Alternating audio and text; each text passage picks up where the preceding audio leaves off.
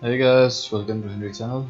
So today in this video we have this phone which is REALME C11 and I'm going to show you how you can remove its screen lock and how to use this phone.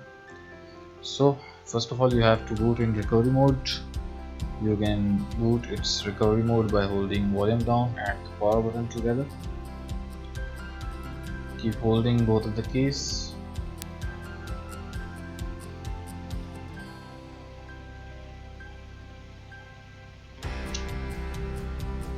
Keep holding both of the keys together. Sometimes it takes some time to boot in recovery mode, but if you cannot boot it, it's stuck on black screen, you have to force restart your phone and try it again. So once the screen appears, leave the power button, and when you see no command, press power key and volume up. That's it. There you can see now we are in recovery mode. Go to factory data reset, and that's it.